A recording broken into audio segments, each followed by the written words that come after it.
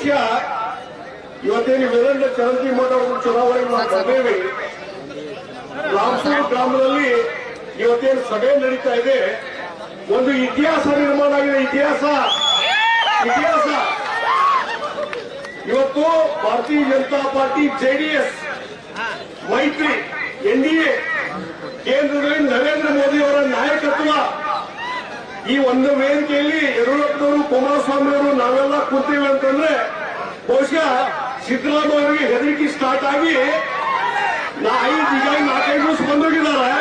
ಬಹುಶಃ ಮತ್ತೆ ಹೊಳ್ಳಿ ವಾಪಸ್ ಬರ್ತಾರೆ ಅವ್ರಿಗೆ ಬಾಗಲಕೋಟೆಗೆ. ಹೆದರಿಕೆ ಸ್ಟಾರ್ಟ್ ಆಗಿದೆ, ದಾವಣಗೆರೆಯಲ್ಲಿ ಹೆದರಿಕೆ ಸ್ಟಾರ್ಟ್ ಆಗಿದೆ.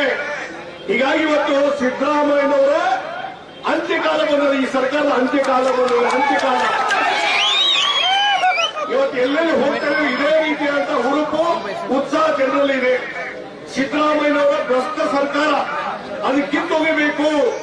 ಮತ್ತು ಸಿದ್ದರಾಮಯ್ಯನವರು ಹೆಂಗಂದ್ರೆ ಯಾವಾಗಲೂ ಸುಳ್ಳು ಹೇಳ್ತಾರೆ. ಅವರು ಸುಳ್ಳಿನ ಸರ್ದಾರ್ ಯಾರಿದ್ರೆ ಅದು ಸಿದ್ದರಾಮಯ್ಯ ಅಂತ ಇವತ್ತು ಹೇಳ್ಬೇಕಾಗುತ್ತೆ. ಸಿದ್ದರಾಮಯ್ಯ ಅವ್ರು ಸಿದ್ದರಾಮಯ್ಯ ಇಲ್ಲ, ಸುಳ್ಳು ಸಿದ್ದರಾಮಯ್ಯ ಅಂತ ಇವತ್ತು ಹೇಳ್ತಾ ಇದ್ದೇನೆ. ಇವತ್ತು ಇಲ್ಲಿ ನೋಡಿ, ಎಲ್ಲಿ ಮೈಸೂರಿನಲ್ಲಿ ಸೋತೋಗಿದ್ರು, ಮೈಸೂರು 30,000 ಮತಗಳ ಅಂತಂದ್ರೆ ಸೋಸಿ ಕಳಿಸಿದ್ರು. ಆದ್ರೆ ನೀವು ಬದಾಮಿ ಬಾಗಲಕೋಟೆ ಜನ ಅವ್ರು ಕೈ ಹಿಡಿದ್ರಿ, ಮುಖ್ಯಮಂತ್ರಿ ಆದ್ರು. ಆದ್ರೆ ಮುಖ್ಯಮಂತ್ರಿ ಆದ್ಮೇಲೆ ಮೊದಲೇ ಸಲ ಮುಖ್ಯಮಂತ್ರಿ ಆದ್ರು, ಈಗಾದ್ರು ಕಳೆದ 7-8 ವರ್ಷದಲ್ಲಿ ಬಾಗಲಕೋಟೆ ಜಿಲ್ಲೆಗೆ ನಿಮ್ಮ ಗ್ರಾಮಕ್ಕೆ ಇವತ್ತು ಏನು ಕೊಟ್ಟಿದ್ದಾರೆ ಅನ್ನುವಂತ ಪ್ರಶ್ನೆಯನ್ನು ಇವತ್ತು ಮಾಡಬೇಕಾಗ್ತದೆ. ಮೆಡಿಕಲ್ ಕಾಲೇಜು ಮೊನ್ನೆ ಭೂಮಿ ಪೂಜೆ ಮಾಡಿದ್ರು, ಇಲೆಕ್ಷನ್ ಬಂದಿದ್ದು ಭೂಮಿ ಪೂಜೆ ಮಾಡಿದ್ರು. ಅಪರ ಕೃಷ್ಣ ಪ್ರಾಜೆಕ್ಟ್ಸ್, ಈ ಕೃಷ್ಣ ಪ್ರಾಜೆಕ್ಟ್ಗೆ 3ನೇ ಹಂತಕ್ಕೆ ಅಷ್ಟು ಹಣ ಕೊಟ್ಟಿದ್ದು 75,000 ಕೋಟಿ ಹಣ ಕೊಟ್ಟಿದ್ದು ಕೊಡಲಿಲ್ಲ. ಪ್ರತಿ ವರ್ಷ 10,000 ಕೋಟಿ ಹಣ ಇರ್ತದೆ ಅಂದ್ರೆ ಇರ್ಲಿಲ್ಲ. ಇವತ್ತು ಘೋಷಣೆ ಮಾಡಿದ್ರೆ ಯಾವುದೇ ಪಕ್ಷದಲ್ಲಿ ಹಣ ಇಲ್ಲದೆ ಇವತ್ತು ಅಪಕೃಷ್ಣ ಮಾತುಗಳು ಹೇಳ್ತಿದ್ದಾರೆ. ಹೀಗಾಗಿ ಒಬ್ಬ ಸುಳ್ಳುಗಾರ ಸಿದ್ದರಾಮಯ್ಯ. ಅದಕ್ಕಾಗಿ ನಾನು ಒಂದು ಹೇಳ್ತೀನಿ, ಇನ್ನು ಹೆಚ್ಚು ಮಾತಾಡಲಿಕ್ಕೆ ಹೋಗುದಿಲ್ಲ. ಒಂದೇ ಒಂದು ಮಾತನ್ನು ಹೇಳ್ತೀನಿ. ಇವತ್ತೇನಾದ್ರೂ ರಾಷ್ಟ್ರದಲ್ಲಿ ಯುದ್ಧ ನಡೆದಿದೆ, ಇಡೀ ಜಗತ್ತಲ್ಲಿ ಇವತ್ತು ಭಾರತದ ಜನ ನಾವು ಸುರಕ್ಷಿತವಾಗಿ ಇದ್ದೇವೆ ಅಂತಂದ್ರೆ ಅದಕ್ಕೆ ಮೂಲ ಕಾರಣ ನರೇಂದ್ರ ಮೋದಿ ಅವರ ನಾಯಕತ್ವವನ್ನು ಮತ್ತು ಇವತ್ತೇನು ಇಲ್ಲಿ ವೇದಿಕೆಯಲ್ಲಿ. ಯಾಕಂದ್ರೆ ಹಿಂದೆ ಕುಮಾರಸ್ವಾಮಿ ಅವರು ನಾನು ಯಡಿಯೂರಪ್ಪನವರು ಮೈತ್ರಿಕೂಟ ಆದಾಗ ಅವತ್ತು ನಾನು ರೆವಿನ್ಯೂ ಮಿನಿಸ್ಟರ್ ಇದ್ದೆ. ಅವತ್ತು ನಾನು ಕುಮಾರಸ್ವಾಮಿ ಅವರಿಂದ ಯಡಿಯೂರಪ್ಪನವ್ರು ಹೇಳಿದ್ದೆ, ನಮ್ಮ ಇಬ್ಬರು ಮೈತ್ರಿಕೂಟ ಹೀಗೆ ಮುಂದುವರೆದ್ರೆ ಕಾಂಗ್ರೆಸ್ ಧೂಳಿ ಪದ ಹಾಕ್ತಿದ್ವಿ. ಈಗ ಸಮಯ ಬಂದಿದೆ. ಇವತ್ತು ಭಾರತೀಯ ಜನತಾ ಪಾರ್ಟಿ ಜೆಡಿಎಸ್ ಕೂಡಿದ್ದೇವೆ ಮತ್ತು ಸಿದ್ದರಾಮಯ್ಯ ಸರ್ಕಾರದ ಅಂತ್ಯಕಾಲ ಈ ಒಂದು ಚುನಾವಣೆ ಫಲಿತಾಂಶ ಏನಿದೆಯಲ್ಲ, ಇವತ್ತು ಮುಂದಿನ ರಾಜಕೀಯ ದಿಕ್ಸೂಚಿ 2028ರ ಚುನಾವಣೆಯಲ್ಲಿ ಇವತ್ತು ಈ ಒಂದು ಜಯದೊಂದಿಗೆ ಈ ಕಾಂಗ್ರೆಸ್ ಸರ್ಕಾರವನ್ನು ಮರುಕಳಿಸಿ ಇವತ್ತು ಅಲೈನ್ಸ್ ಎನ್ಡಿಎ ಸರ್ಕಾರ ಇವತ್ತು 28ರಲ್ಲಿ ಅಧಿಕಾರ ಬರುವುದು ನಿಶ್ಚಿತ ಅನ್ನುವಂಥ ಮಾತನ್ನ ಈ ಸಂದರ್ಭ ಹೇಳ್ತೀನಿ. ಅದಕ್ಕಾಗಿ ವೀರೇಂದ್ರ ಚರಂತಿಮಠ ನಿಮ್ಮೆಲ್ಲ ಎಲ್ಲ ಅವರೇನು ಹೊಸದಲ್ಲ. ಇವತ್ತು ಅಭಿವೃದ್ಧಿ ಅಧಿಕಾರರು 3 ಸಲ ಶಾಸಕರಿದ್ದಾಗ ಯಾವ ರೀತಿ ಉತ್ತಮ ಕೆಲಸ ಮಾಡಿದ್ದಾರೆ ನಿಮ್ ಕಣ್ಣು ಮುಂದೆ ಇಲ್ಲ, ನಿಮ್ ಕಣ್ಣು ಮುಂದೆ ಇದೆ. ಅಂತ ಒಬ್ಬ ವ್ಯಕ್ತಿಯಿಂದ, ಪ್ರಾಮಾಣಿಕ ವ್ಯಕ್ತಿಯಿಂದ ಆರಿಸಿಕೊಳ್ಳುವಂಥದ್ದು ಬಹಳ ಅವಶ್ಯಕತೆ ಇದೆ. ಅದಕ್ಕಾಗಿ ವೀರೇಂದ್ರ ಚರಂತಿಮಠ ಅವರಿಗೆ ಬೆಂಬಲ ಕೊಟ್ಟು ಕಮಲದ ಚಿಹ್ನೆಗೆ ಮತವನ್ನು ಕೊಡುವ ಮುಖಾಂತರ ಚರಂತಿಮಠ ಅವರು ಗೆಲ್ಲಿಸಬೇಕು, ಬಿಜೆಪಿ ಕೈ ಬೆಳೆಸಬೇಕು, ನರೇಂದ್ರ ಮೋದಿ ಅವರು ಕೈ ಬೆಳೆಸಬೇಕು ಅಂತ ವಿನಂತಿಯನ್ನು. ನಮ್ಮ ನಿಮ್ಮೆಲ್ಲರ ನೆಚ್ಚಿನ ನಾಯಕರು, ರೈತ ಹೋರಾಟಗಾರರು, ಮಾಜಿ ಮುಖ್ಯಮಂತ್ರಿಗಳಾದಂಥ ಸನ್ಮಾನ್ಯ BS ಯಡಿಯೂರಪ್ಪ ಸಾಹೇಬ್ರೆ, ರಾಜ್ಯದ ಮಾಜಿ ಮುಖ್ಯಮಂತ್ರಿಗಳು, ಕೇಂದ್ರದ ಸಚಿವರು, ಆತ್ಮೀಯ ಸ್ನೇಹಿತರಾದಂಥ HD ಕುಮಾರಸ್ವಾಮಿ ಅವರೇ, ಕೇಂದ್ರದ ಸಚಿವರು ಆತ್ಮೀಯರಾದಂಥ ಪ್ರಹ್ಲಾದ್ ಜೋಶಿ ಅವರೇ, ಈಗ ತಾನೇ ಮಾತನಾಡಿದಂಥ ಮಾಜಿ ಮುಖ್ಯಮಂತ್ರಿಗಳು, ಸಂಸತ್ ಸದಸ್ಯರು ಆದಂತಹ ಶ್ರೀ ಜಗದೀಶ್ ಶೆಟ್ಟರ್ ಅವರೇ, ವೇದಿಕೆಗಳಿರುವಂತ ಎಲ್ಲ ಗಣ್ಯಮಾನ್ಯರೇ, ಇಲ್ಲಿ ನಡೆದಿರುವಂತಹ ಅಣ್ಣ ತಮ್ಮಂದಿರೇ, ಅಕ್ಕ ತಂಗಿಯರೇ, ಮಾಧ್ಯಮದ ಸ್ನೇಹಿತರೆ, ನಿಮ್ಮನ್ನೆಲ್ಲ ನೋಡಿದ್ರೆ 9ನೇ ತಾರೀಕು ಈ ಕ್ಷೇತ್ರದಲ್ಲಿ ಕಾಂಗ್ರೆಸ್ ಧೂಳಿಪಟ ಆಗೋದು ನಿಕ್ಕಿ ಬಿಜೆಪಿಯ ಕಮಲ ಆಗೋದು ನಿಶ್ಚಯ. ಬಂಧುಗಳೇ, ಬದಲಾವಣೆಯ ಗಾಳಿ ಬೀಸ್ತಾ ಇದೆ. ಕರ್ನಾಟಕದಾದ್ಯಂತ ಬದಲಾವಣೆಯನ್ನು ಜನ ಬಯಸ್ತಾ ಇದ್ದಾರೆ. ಆದರೆ ಬೇರೆ ಕ್ಷೇತ್ರಗಳಿಗೆ ಅವಕಾಶ ಇಲ್ಲ. ಬದಲಾವಣೆಯ ಮೊದಲನೇ ಸೂಚನೆಯನ್ನ ಕೊಡುವಂತ ಅವಕಾಶ ಬಾಗಲಕೋಟೆಯ ಜನರಿಗಿದೆ.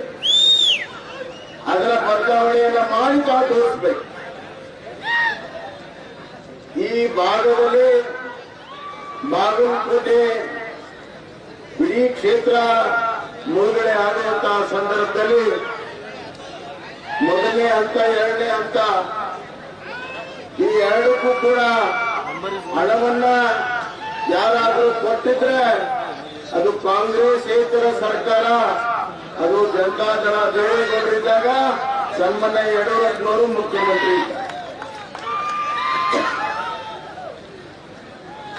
2009ರಲ್ಲಿ ಬಾಗಲಕೋಟೆ ನವನಗರ ನಿರ್ಮಾಣಕ್ಕೆ 700 ಕೋಟಿ ರೂಪಾಯಿನ ನಮ್ಮ ಸರ್ಕಾರ ಕೊಟ್ಟಿದೆ. ಯಡಿಯೂರಪ್ಪನವರು ಮುಖ್ಯಮಂತ್ರಿ ಇದ್ದಾರೆ.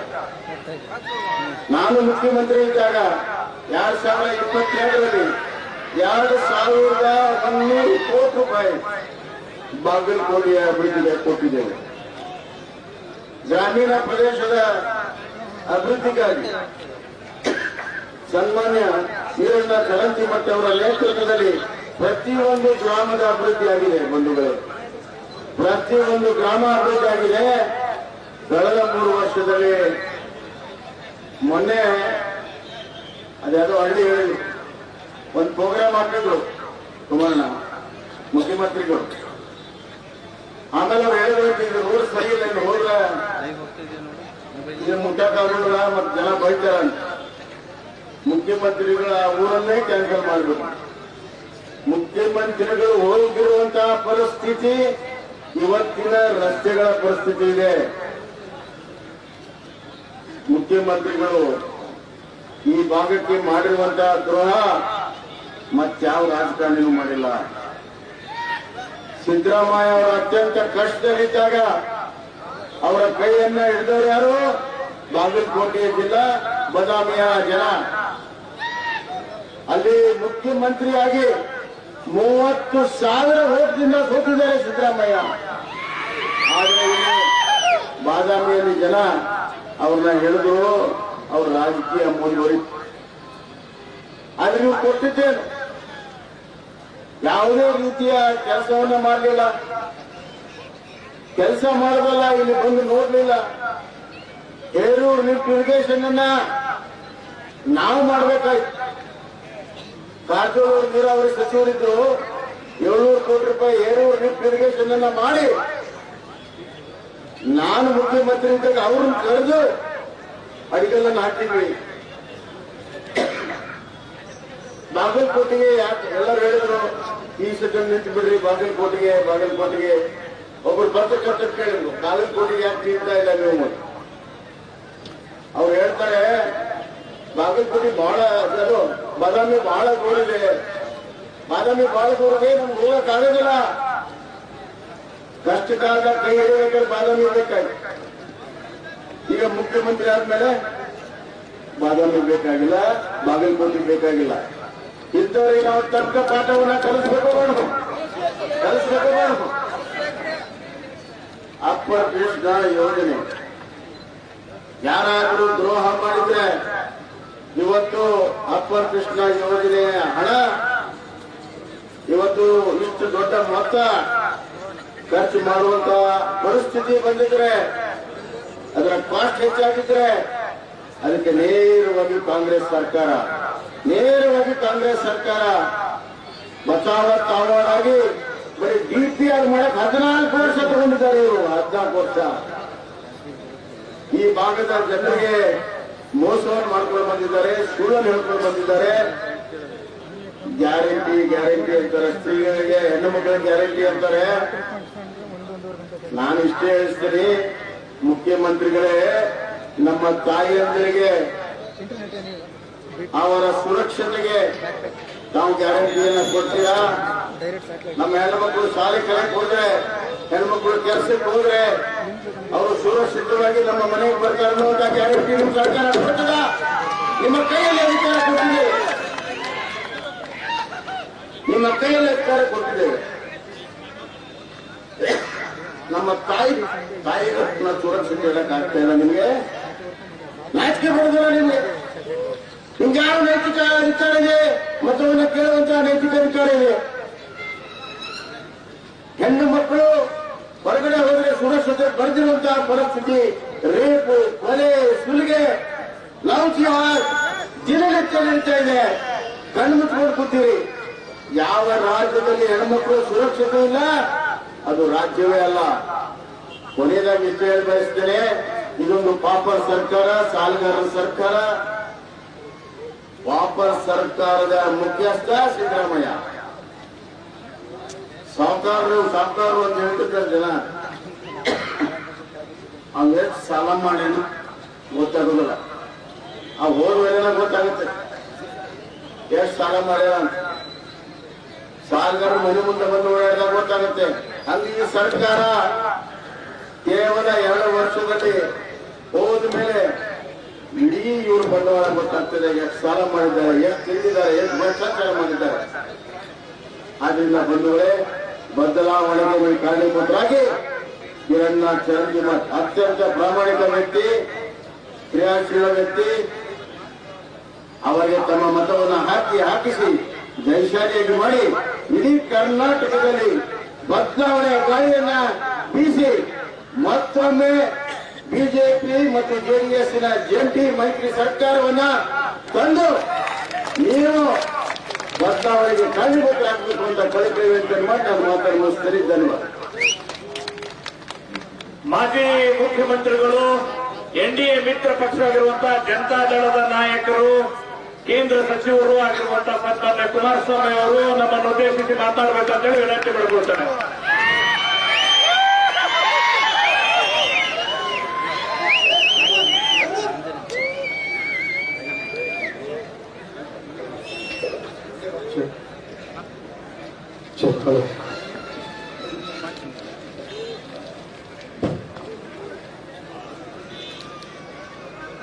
ಬಾಗಲಕೋಟೆಯ ಉಪಚುನಾವಣೆಗೆ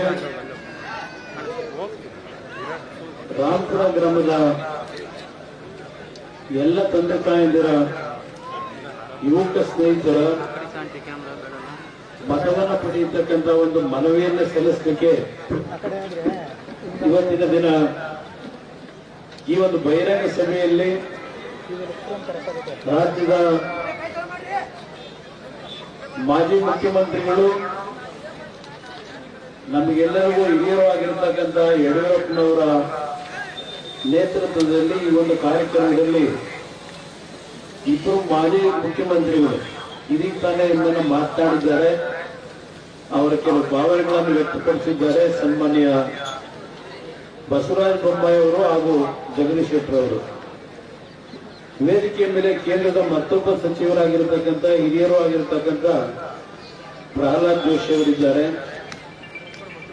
ಎಲ್ಲ ನನ್ನ ಆತ್ಮೀಯ ಶಾಸಕ ಸ್ನೇಹಿತರುಗಳು, ಮಾಜಿ ಶಾಸಕ ಸ್ನೇಹಿತರುಗಳು ವೇದಿಕೆ ಮೇಲೆ ಇದ್ದಾರೆ. ಎಲ್ಲರ ಹೆಸರನ್ನ ಹೇಳಲಿಕ್ಕೆ ಹೋಗುವುದಿಲ್ಲ, ಸಮಯದ ಅಭಾವ.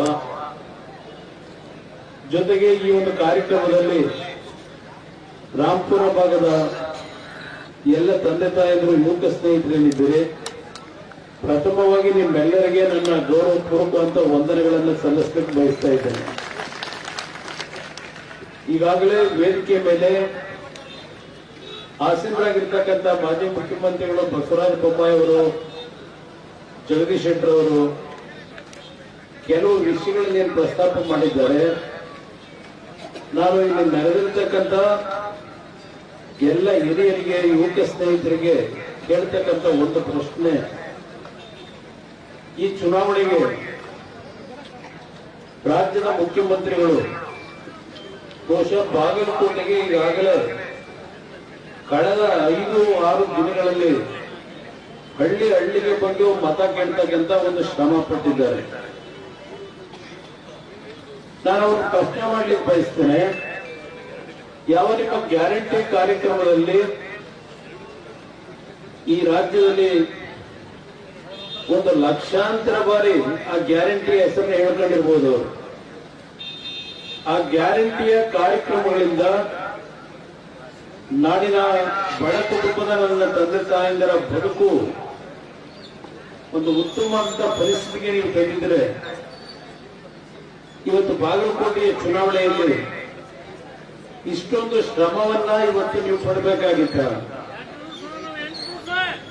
ಆ ಬಾಗಲಕೋಟೆಯ ಜನತೆಗೆ ನಾನು ಈ ಪ್ರಶ್ನೆಯನ್ನು ಕೇಳಲಿಕ್ಕೆ ಬಯಸ್ತೇನೆ. ಈ ಗ್ಯಾರಂಟಿಯ ಸ್ಕೀಮ್ಗಳಿಂದ ಇವತ್ತು ನಿಮ್ಮ ಕುಟುಂಬಗಳ ಮಕ್ಕಳ ಒಂದು ಭವಿಷ್ಯ, ನಿಮ್ಮ ಕುಟುಂಬದ ನಿರ್ವಹಣೆಯನ್ನ ಮಾಡಲಿಕ್ಕೆ ಇವತ್ತು ಯಾವ ಮಟ್ಟದಲ್ಲಿ ಆ ಒಂದು ಕಾರ್ಯಕ್ರಮಗಳು ನಿಮ್ಮನ್ನು ಉಳಿಸಿದೆ.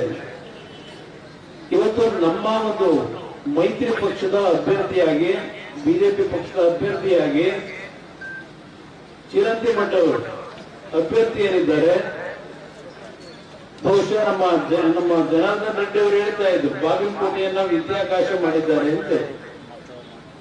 ಅವರ ಒಂದು ಶಿಕ್ಷಣ ಸಂಸ್ಥೆಯಿಂದ ಬಾಗಲಕೋಟೆಯ ಸಾವಿರಾರು ಕುಟುಂಬದ ಮಕ್ಕಳ ಒಂದು ಶಿಕ್ಷಣಕ್ಕೆ, ಬದುಕಿಗೆ ಇವತ್ತೇನಾದರೂ ಅತ್ಯಂತ ದೊಡ್ಡ ಮಟ್ಟದ ಒಂದು ಕೊಡುಗೆಯನ್ನ ಕೊಟ್ಟಿದ್ರೆ ಇವತ್ತು ಬಿಜೆಪಿಯ ಪಕ್ಷದ ಅಭ್ಯರ್ಥಿ ಆಗಿರತಕ್ಕಂಥ ವೀರಣ್ಣ ಚಿರಂತಿ ಮಠ ಅವರು ಅಂತಕ್ಕಂಥದನ್ನ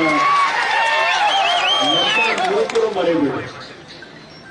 ದಯವಿಟ್ಟು ಇವತ್ತೇನೋ ಸಿದ್ದರಾಮಯ್ಯನವರು ಹಳ್ಳಿ ಮೇಲೆ ಬರ್ತಾ ಇದ್ದಾರೆ, ಅವರ ಭಾಷಣದಲ್ಲಿ ಏನಾದರೂ ಈ ಒಂದು ಜಿಲ್ಲೆಗೆ ಕೊಟ್ಟಂತ ಕೊಡುಗೆಯ ಬಗ್ಗೆ ಚರ್ಚೆ ಮಾಡ್ತಾ ಇದ್ದಾರೆ. ಚುನಾವಣೆಗೆ ಹೋಗಬೇಕಾದಂತ ಅನಿವಾರ್ಯತೆ ಬಂದ ನಂತರ ಬಾಗಲಕೋಟೆಗೆ ಬಂದು ಒಂದು ಮೆಡಿಕಲ್ ಕಾಲೇಜಿಗೆ ಒಂದು ಶಂಕುಸ್ಥಾಪನೆ ಏನ್ ನೆರವೇರಿಸಿದ್ದೇವೆ ಅಂತಕ್ಕಂಥ ಭಾಷಣ ಮಾಡಿದ್ದಾರೆ. ಈಗಾಗಲೇ ಈ ಒಂದು ಭಾಗದಲ್ಲಿ ಒಂದು ಉತ್ತಮವಾದಂತ ಒಂದು ಮೆಡಿಕಲ್ ಕಾಲೇಜಿನ ಒಂದು ವ್ಯವಸ್ಥೆ ಚಿರಂತಿ ಮಠವರ ನೇತೃತ್ವದಲ್ಲಿ ದೊಡ್ಡ ಮಟ್ಟದಲ್ಲಿ ಪ್ರಾರಂಭ ಆಗೋಗಿದೆ. 25 ವರ್ಷ ಆಗಿದೆ.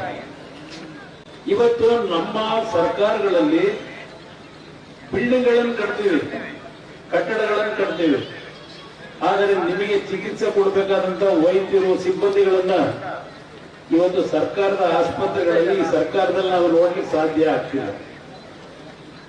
ನೀವು ಉದಾಹರಣೆಗೆ ಬಳ್ಳಾರಿಯಲ್ಲಿ, ನಿಮ್ಮ ಪಕ್ಕದ ಜಿಲ್ಲೆ, ಎಷ್ಟು ಕುಟುಂಬದ ನನ್ನ ತಾಯಂದಿರು ಹೆರಿಗೆಯ ಒಂದು ಸಂದರ್ಭದಲ್ಲಿ ಆಸ್ಪತ್ರೆಗೆ ಹೋಗಿ ಮರಣ ಹೊಂದಿದ್ದಾರೆ ಅಂತಕ್ಕಂಥ ಒಂದು ಕನಿಷ್ಠ ಪಾಪ ಪ್ರಜ್ಞೆಯನ್ನು ಸಹ ಇವತ್ತು ಈ ಸರ್ಕಾರದಲ್ಲಿ ನಾವು ಕಾಣ್ತಾ ಇಲ್ಲ.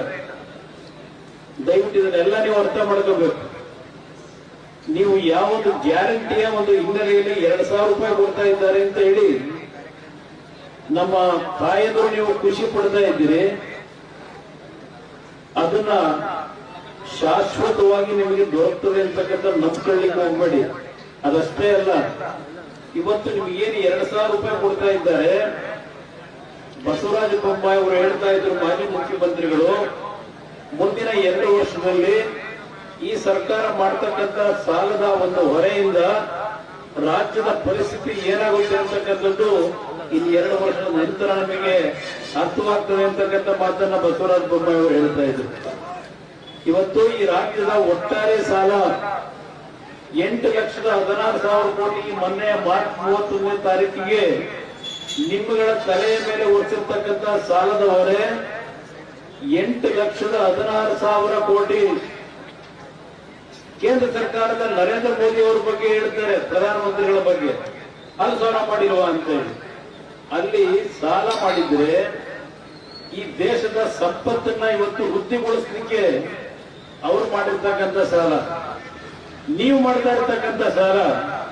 ಇಲ್ಲಿ ಯಾವ ಗ್ಯಾರಂಟಿ ಯೋಜನೆ ಅಂತ ಹೇಳಿ ಕಾರ್ಯಕ್ರಮ ಪ್ರಾರಂಭ ಮಾಡಿದ್ರೆ ಅದಕ್ಕೆ ಸಾಲ ಮಾಡಿ ಸಾಲದ ಹೊರೆ ನಿಮ್ಮ ಮೇಲೆ ಹೊರಿಸಿ ಇವತ್ತು ನಿಮಗೆ ದುಡ್ಡು ಕೊಡ್ತಾ ಇದ್ದಾರೆ, ಫ್ರೀ ಬಸ್ ಕೊಡ್ತಾ ಇದ್ದಾರೆ. ಆದರೆ ಮುಂದಿನ ದಿನಗಳಲ್ಲಿ ಈ ಸಾಲ ತೀರಿಸಬೇಕಾದಂತರು ಈ ರಾಜ್ಯದ ಪುಣ್ಯಾತ್ಮರು ನೀವೇನಿದ್ದೀರಿ, ನಿಮ್ಮ ತಲೆಗೆ ಬೀಳುತ್ತದೆ ಇದು. ಇದನ್ನ ಅರ್ಥ ಮಾಡ್ಕೊಳ್ಳಿ. ಇವತ್ತಿಗೆ 2010 ಅಂತ ಖುಷಿ ಪಡಬೇಡಿ. ಬಹುಶಃ ಈಗ ಒಂದು 2-3 ತಿಂಗಳಿಂದ ಇನ್ನೂ ದುಡ್ಡು ಬಂದಿದೆಯೋ ಏನೋ ಗೊತ್ತಿಲ್ಲ ಇವರಿಗೆ. ಮೊನ್ನೆ ಹಾಕಿದ್ದಾರೆ. ಯಾಕೆಂದ್ರೆ ಚುನಾವಣೆ ಮತ ಪಡಿಬೇಕಲ್ಲ. 2 ತಿಂಗಳು 3 ತಿಂಗಳು ಒಟ್ಟಿಗೆ 6,000 ಕೊಟ್ಟ ತಕ್ಷಣ ನನ್ನ ತಾಯಂದ್ರು ಅಯ್ಯೋ 6,000 ಕೊಟ್ಟವರಪ್ಪ ಅಂತ ಖುಷಿ ಪಡಬೇಡಿ. ಮುಂದಕ್ಕೆ ಬಹಳ ಕೆಟ್ಟ ದಿನಗಳನ್ನ ಈ ರಾಜ್ಯದಲ್ಲಿ ನೀವು ಕಾಣ್ತೀವಿ. ನಾನು ಈ ಭಾಗದ ಜನತೆಯಲ್ಲಿ ಕೇಳ್ತೇನೆ. ಬಸವರಾಜ ಬೊಮ್ಮಾಯಿಯವರೀಗ ಹೇಳಿದ್ರು 2018 ವಿಧಾನಸಭೆ ಚುನಾವಣೆ, ಆ ಚುನಾವಣೆ ಹೋದಂತ ಸಂದರ್ಭದಲ್ಲಿ ಸನ್ಮಾನೀಯ ಮುಖ್ಯಮಂತ್ರಿಗಳು, ಈಗಿನ ಮುಖ್ಯಮಂತ್ರಿಗಳು ಸಿದ್ದರಾಮಯ್ಯನವರು 5 ವರ್ಷ ಈ ರಾಜ್ಯದ ಆಡಳಿತವನ್ನ ನಡೆಸಿ ಚುನಾವಣೆಗೆ ರಾಜ್ಯದ ಜನತೆ ಮುಂದೆ ಬಂದರು. ಆ ಒಂದು ಸನ್ನಿವೇಶದಲ್ಲಿ ಮೈಸೂರಿನ ಚಾಮುಂಡೇಶ್ವರಿ ಕ್ಷೇತ್ರ ಅವರನ್ನ ರಾಜಕೀಯದಲ್ಲಿ ಬೆಳೆಸಿದಂತ ಕ್ಷೇತ್ರ. ಅದು ಅವರ ಬಗ್ಗೆ ಯಾರಿಗೂ ಹೆಸರು ಗೊತ್ತೇ ಇದ್ದಂತ ಕ್ಷೇತ್ರ. ಅಲ್ಲಿ ಹಲವಾರು ಬಾರಿ ಗೆಲ್ಲಿಸಿದ್ರು. ರಾಜ್ಯದ 5 ವರ್ಷ ಮುಖ್ಯಮಂತ್ರಿಯಾಗಿ ಚುನಾವಣೆಗೆ ಹೋದಾಗ ಅಲ್ಲಿ 35,000 ಹಂತಗಳಿಂದ ಅವರನ್ನ ಚುನಾವಣೆಯನ್ನು ಸೋಲಿಸ್ತಾರೆ. ಯಾತಕ್ಕೆ ಸೋಲಿಸಿದ್ರು? ಅವರು ಆ ಭಾಗದ ಜನತೆ ಮತವನ್ನೇನು ಕೊಟ್ಟರು, ಅವರ ಒಂದು ನಿರೀಕ್ಷೆಗಳನ್ನ ಕಾರ್ಯರೂಪಕ್ಕೆ ತರ್ತಕ್ಕಂಥದ್ರಲ್ಲಿ ವಿಫಲರಾಗಿದ್ರು. ಅದೇ 2018 ಚುನಾವಣೆ ಮತ್ತೊಂದು ಕ್ಷೇತ್ರ ಬಹಳ ಲೆಕ್ಕಾಚಾರ ಮಾಡಿ ಇಲ್ಲಿ ಬಾದಾಮಿ ಕ್ಷೇತ್ರಕ್ಕೆ ಬಂದರು. ಬಾದಾಮಿ ಕ್ಷೇತ್ರದಲ್ಲಿ ಬಹುಶಃ ಇಲ್ಲಿ ನನ್ನ ಸ್ನೇಹಿತ ನಿಂತಿದ್ದಾರೆ, ಇಲ್ಲಿ ನಮ್ಮ ಹನುಮಂತಣ್ಣ ಮಾವನ್. ಅವತ್ತೇನಾದ್ರೂ ಅವ್ರಿಗೇನು ಚುನಾವಣೆಯಲ್ಲಿ ಸ್ಪೀಡಾಗಿ ಕೆಲಸ ಮಾಡ್ತಾ ಇದ್ರು, ಸ್ವಲ್ಪ ಚುನಾವಣೆಯಿಂದ ಹಿಂದೆ ಸರಿದ್ರೆ ಬಹುಶಃ ಬಾದಾಮಿ ಕ್ಷೇತ್ರದಲ್ಲೂ ಸಿದ್ದರಾಮಯ್ಯನವರು ಕನಿಷ್ಠ 15-20 ಸಾವಿರ ಸೋಲ್ತಾ ಇದ್ರು. ನಾನು ಬಾಗಲಕೋಟೆಯ ಮತದಾರ ಪತ್ರಗಳಲ್ಲಿ ಕೇಳ್ತೇನೆ, ಯಾವ ಬಾದಾಮಿಯ ಚುನಾವಣೆಯಲ್ಲಿ ಬಂದರು ಈ ಭಾಗದಲ್ಲಿ ಮತ ಕೇಳ್ತಕ್ಕಂಥದಕ್ಕೆ, ಬಾದಾಮಿ ಕ್ಷೇತ್ರವನ್ನ ದತ್ತು ತೆಗೆದುಕೊಂಡು ಈ ಒಂದು ಕ್ಷೇತ್ರವನ್ನ ಮಾದರಿ ಕ್ಷೇತ್ರವಾಗಿ ಮಾಡ್ತೀನಿ ಅಂತಕ್ಕಂಥ ನಿಮಗೆ ಮಾತು ಕೊಟ್ಟಂತ ಇದೇ ಸಿದ್ದರಾಮಯ್ಯನವರು ಎಷ್ಟು ಬಾರಿ ನಿಮ್ಮ ಬಾದಾಮಿಯ ಹಳ್ಳಿಗಳಿಗೆ ಬಂದರು, ಏನೇನು ಅಭಿವೃದ್ಧಿ ಕಾರ್ಯಕ್ರಮಗಳನ್ನ ತಂದರು. ಕಳೆದ 3 ವರ್ಷದಲ್ಲಿ ಮುಖ್ಯಮಂತ್ರಿಗಳಾಗಿ ಬಾದಾಮಿ ಕ್ಷೇತ್ರದ ಅಭಿವೃದ್ಧಿಗೆ ಕೊಟ್ಟಂತ ಕೊಡುಗೆ ಏನು, ಅವರು ಯಾವ ರೀತಿ ಜನಗಳ ಜೊತೆ ಸ್ಪಂದಿಸ್ತಾರೆ, ಯಾರು ಅವರನ್ನ ರಾಜಕೀಯವಾಗಿ ಬೋಧಿಸಿ ಶಕ್ತಿ ತುಂಬಿರ್ತಾರೆ, ಅವರನ್ನ ಯಾವ ರೀತಿ ಕಂಡಿದ್ದಾರೆ ಅಂತಕ್ಕಂಥದ್ದು ನಾವೇನಾದ್ರೂ ನೋಡಬೇಕು ಅಂದ್ರೆ ಬಾದಾಮಿ ಕ್ಷೇತ್ರಕ್ಕೆ ಹೋದ್ರೆ ಗೊತ್ತಾಗ್ತದೆ. ಇವತ್ತು ಅವರಿಗೆ ಕುರ್ಚಿಯ ಒಂದು ಅಲಗಾಟ ಪ್ರಾರಂಭ ಆದಾಗ ಐಂದ ಅಂತ ಹೇಳಿ ಕನವರಿಸ್ತಾರೆ. ಕುರ್ಚಿ ಭದ್ರ ಆದ್ರೆ ಐಂದ ಅವರ ಮನಸ್ಸಿನಲ್ಲೇ ಇರೋದಿಲ್ಲ, ಗೋವಿಂದ ಆಗಿರ್ತಾರೆ. ಇಂಥ ಒಂದು ವ್ಯಕ್ತಿ ಈ ಕಳೆದ 3 ವರ್ಷ ನಿಮ್ಮ ಒಂದು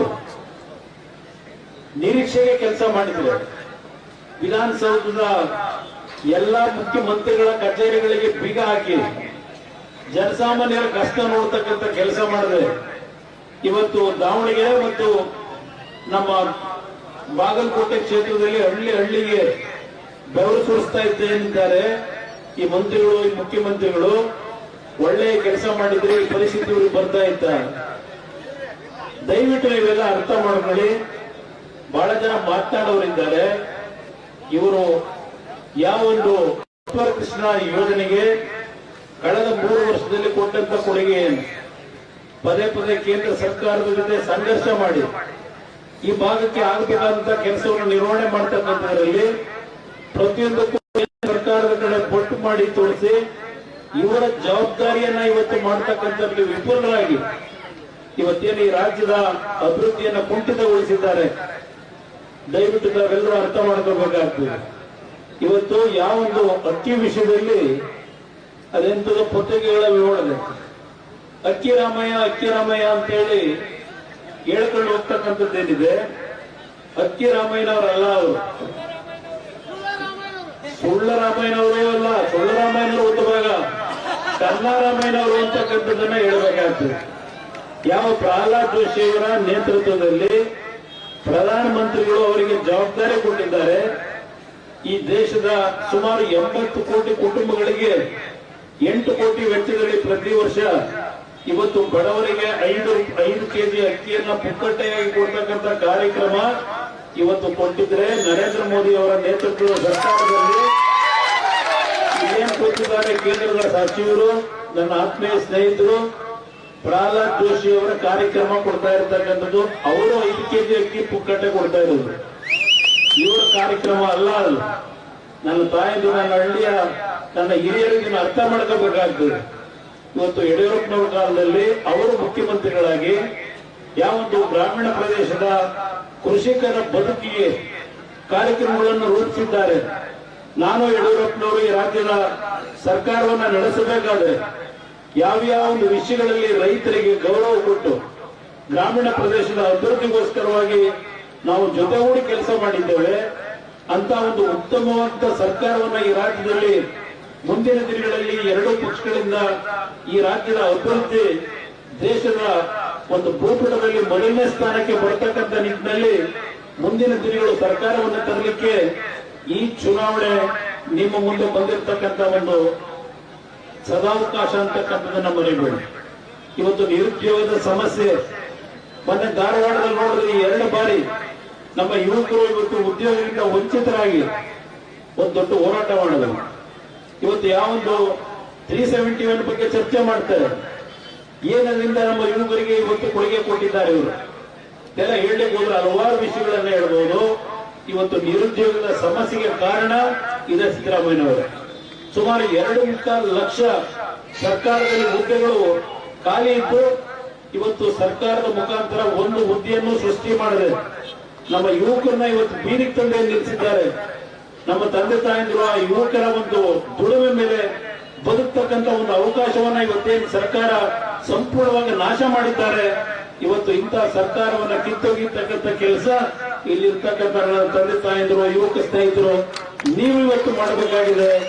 ಆ ಒಂದು ಹಿನ್ನೆಲೆಯಲ್ಲಿ ಚಿರಂತಿಮಠ ಅವರ ಗುರುತಾಗಿರ್ತಕ್ಕಂಥ ಕಮಲದ ಗುರುತಿಗೆ ತಮ್ಮ ಆಶೀರ್ವಾದವನ್ನ ಮಾಡಿ ಅವ್ರನ್ನ ಚುನಾಯಿತರನ್ನ ಮಾಡಿ ಇವತ್ತು ಮುಂದಿನ ದಿನಗಳಲ್ಲಿ ಒಂದು ಒಳ್ಳೆಯ ಜನಪರವಾದಂತ ಜನರಿಗೆ ಒಂದು ಭಯಭಕ್ತಿಯಿಂದ ಅವರನ್ನ ಇವತ್ತು ಗೌರವಿಸಿ ಉತ್ತಮವಾದ ಆಡಳಿತವನ್ನು ಕೊಡ್ತಕ್ಕಂಥ ಒಂದು ಸರ್ಕಾರ ತರಲಿಕ್ಕೆ ನಿಮ್ಮೆಲ್ಲರ ಆಶೀರ್ವಾದವನ್ನು ಮಾಡಬೇಕು ಅಂತ ಹೇಳಿ ನಿಮ್ಮಲ್ಲಿ ಕೈ ಜೋಡಿಸಿ ಮನವಿ ಮಾಡಿ ಅಪ್ಪರ್ ಕೃಷ್ಣ ನೀರಾವರಿ ಯೋಜನೆಯ ವಿಷಯದಲ್ಲಿ ನಾನು ಸುದೀರ್ಘವಾಗಿ ಚರ್ಚೆ ಮಾಡ್ಲಿಕ್ಕೆ ಹೋಗೋದಿಲ್ಲ. ಯಾರ್ಯಾರಿಂದ ಯಾವ ಸಂದರ್ಭದಲ್ಲಿ ಈ ಭಾಗದ ರೈತರ ಬದುಕನ್ನ ಕಟ್ಕೊಡ್ತಕ್ಕಂಥ ವಿಷಯದಲ್ಲಿ ಬಿಜೆಪಿಯ ಪಕ್ಷ ಅಧಿಕಾರದಲ್ಲಿದ್ದಾಗ ಯಡಿಯೂರಪ್ಪನವರ ನೇತೃತ್ವದಲ್ಲಿ, ಬೊಮ್ಮಾಯಿಯವರ ನೇತೃತ್ವದಲ್ಲಿ ಅವರು ತೆಗೆದುಕೊಂಡಂತ ಕಾರ್ಯಕ್ರಮಗಳಿರ್ಬೋದು, ದೇವೇಗೌಡರು ಮುಖ್ಯಮಂತ್ರಿಗಳು ಪ್ರಧಾನಮಂತ್ರಿಗಳಾಗಿ ಅವರು ಈ ಭಾಗದ ಜನತೆಗೆ ಕೊಟ್ಟಿರ್ತಕ್ಕಂಥ ಯೋಜನೆಗಳು, ನೀರಾವರಿ ವಿಷಯಕ್ಕೆ ಸಂಬಂಧಪಟ್ಟಾಗೆ ಹಲವಾರು ವಿಷಯಗಳನ್ನು ಮಾತಾಡಬೇಕು ಅಂದ್ರೆ 1 ಗಂಟೆ 2 ಗಂಟೆ ಮಾತನಾಡಬೇಕು. ಸಮಯದ ಅಭಾವ ಇದೆ. ನಿಮ್ಮಲ್ಲಿ ಕೈ ಜೋಡಿಸಿ ಮನವಿ ಮಾಡಲಿಕ್ಕೆ ಈ ಕಾರ್ಯಕ್ರಮದಲ್ಲಿ ಭಾಗವಹಿಸಿದ್ದೇನೆ. ಯಾವ ಒಂದು ಪಕ್ಷವನ್ನ, ಯಾವ ಸರ್ಕಾರವನ್ನ ಇವತ್ತು ಅಧಿಕಾರಕ್ಕೆ ತಂದ್ರೆ ನರೇಂದ್ರ ಮೋದಿ ಅವರ ನೇತೃತ್ವದಲ್ಲಿ ಈಗೆಲ್ಲ ತಾವು ನೋಡ್ತಾ ಇದ್ದೀರಿ, ವಿಶ್ವದಲ್ಲೇ 3ನೇ ಸ್ಥಾನಕ್ಕೆ ಆರ್ಥಿಕವಾಗಿ ಶಕ್ತಿಯನ್ನ ಇವತ್ತು ಬೆಳೆಸ್ತಕ್ಕಂಥದ್ರಲ್ಲಿ ನರೇಂದ್ರ ಮೋದಿ ಅವರ ಸರ್ಕಾರ ಯಾವ ರೀತಿ ಕೆಲಸವನ್ನು ನಿರ್ವಹಣೆ ಮಾಡ್ತಾ ಇದ್ದಾರೆ, ಅದೇ ರೀತಿ ಕರ್ನಾಟಕದಲ್ಲಿ ಇವತ್ತು ಉತ್ತಮವಾದ ಆಡಳಿತವನ್ನ ತರಲಿಕ್ಕೆ ಈ ಚುನಾವಣೆಯಲ್ಲಿ ನಿಮ್ಮ ಆಶೀರ್ವಾದವನ್ನ ಚಿರಂತಿಮಠ ಅವರಿಗೆ ನೀಡ್ತಕ್ಕಂಥ ಮುಖಾಂತರ ತಮ್ಮ ಒಂದು ನನ್ನ ಮನವಿಯನ್ನು ನಿಮ್ಮ ಮುಂದೆ ಸಲ್ಲಿಸಲಿಕ್ಕೆ ಬಂದಿದ್ದೇನೆ. ನಿಮ್ಮೆಲ್ಲರಿಗೆ ಮತ್ತೊಮ್ಮೆ ಗೌರವಪೂರ್ವಕ ವಂದನೆಗಳನ್ನು ಸಲ್ಲಿಸಿ ನನ್ನ 2 ಮಾತು ಮುಗಿಸ್ತೇನೆ. ಜೈ ಜೈ ಕರ್ನಾಟಕ ಮಾತು. ಪ್ರಧಾನಿ ನರೇಂದ್ರ ಮೋದಿ ಅವರ ಸಚಿವ ಸಂಪುಟದ ಹಿರಿಯ ಸಚಿವರು, ಧಾರವಾಡದ ಜನಪ್ರಿಯ ಸಂಸದರು ಆಗಿರುವಂತಹ ನಮ್ಮ ನಾಯಕರಾಗಿರುವಂತಹ ಸನ್ಮಾನ್ಯ ಶ್ರೀ ಪ್ರಹ್ಲಾದ್ ಜೋಶಿ ಅವರು ನಮ್ಮನ್ನು ಉದ್ದೇಶಿಸಿ ಮಾತನಾಡಬೇಕಂತೇಳಿ ವಿನಂತಿ ಮಾಡಿಕೊಳ್ತೇನೆ. ಬೋಲೋ ಭಾರತ್ ಮಾತಾ ಕಿ. ಇವತ್ತಿನ ರಾಂಪುರದ ಕಾರ್ಯಕ್ರಮದಲ್ಲಿ ವೇದಿಕೆ ಮೇಲೆ